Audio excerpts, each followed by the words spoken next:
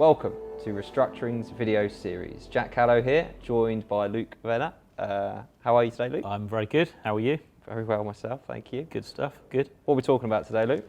So, problem customers. I'll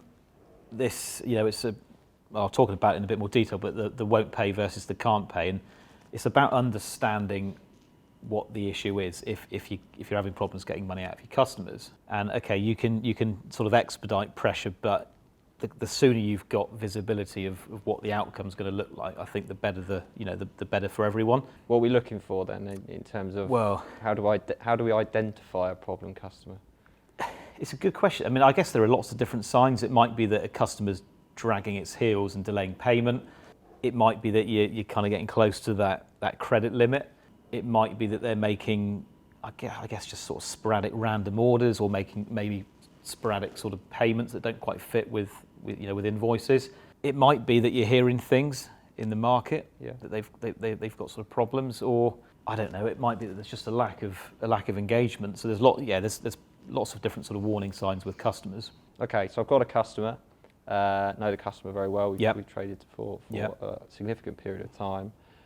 But unusual behaviour. They're not paying the invoice within the terms, which is unlike them. They've gone a little bit quiet on us. What can be done to help in that situation? Well, I think the first thing is you need to try and talk to them, because you know your customer better than anybody else. You know them far better than we do, for example. So you need to talk to them. Now, it might be that they'll have an open conversation with you. They might say, look, we've got a real issue with what you've provided, or the service or the goods, whatever. It might be, though, that they don't engage, or it might be that they do engage, but that they say they've got financial problems and they need a bit more breathing space, or they need a bit more credit, for example. So I think the first thing is about understanding: is it a can't pay, we've got a problem, we're not going to pay you, rather, or is it a won't pay, sorry, we're just not going to talk to you, we're not going to pay your bill. The more difficult ones.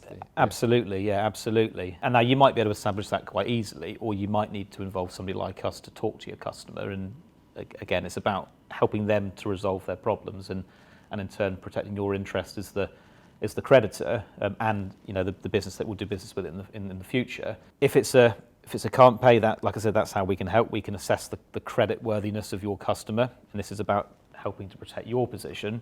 If it's a won't pay, what do? Do you take action? Do you put your hand in your pocket, or do you say, actually, let's just walk away from it, let's go and do business with a different customer? What a lot of people would do is they'll walk away from it because they don't want to accept the cost and the risk associated with potentially taking another business to court. Losing more money. Yeah, absolutely. After bad absolutely. times, It's not just money, but it's also management time. Yeah. This is why we've partnered with Escalate. So Escalate is a third party that we've got a formal arrangement with, that provides it's a fully funded, it's a risk-free process, whether it's a straightforward bad debt, call it a £1,000 invoice, or whether it's a wider, more complicated dispute that you'd ordinarily talk to lawyers about. It's designed to tackle all sorts of issues. Like I said, it's fully funded, so the costs are fully contingent on success. If there isn't a recovery, and this extends to getting cash in your pocket, not just securing a judgment. If there isn't a recovery, there's no cost exposure. If there is a recovery, then it's split on a sort of 70-30 basis, which probably works out better than a lot of other instances, which is great. So it's fully contingent. It's risk-free because there's adverse cost insurance built into it. So what I mean by that is if you go to court, so you can't do a deal, and you lose, ordinarily you'd have to pick up the other side's costs. Okay. We have insurance. Yep. So you're sorted in that respect. And also, one of the other main barriers is it's not just the lawyer's costs, it's the court fees, it's the barrister's fees, it's the expert witness fees. We fund all of that. So from the very beginning, you don't even need to shell out £1. And what I should also say is that there are no upfront costs either, that initial review and initial opinion is free of charge as well. So it's a great process that we're using to help clients and other businesses further afield, resolve maybe a straightforward issue, or it could be a wider dispute, a bigger, more complex dispute, which, as you and I both know, is often the difference between a business continuing or a business collapsing. If you've got a big lock-up in a claim of some description, and you need that cash back, and the defence, by the sounds of it, the bigger corporations, that their strategy is just to play for time, because if they play for time, you'll run out of cash as the smaller entity. You'll Absolutely. give up the fight. But getting that successful claim in is the difference between continuing to trade and not often. Definitely. Which is where the no upfront costs is very workable in that scenario. I like the strap line. It's about access,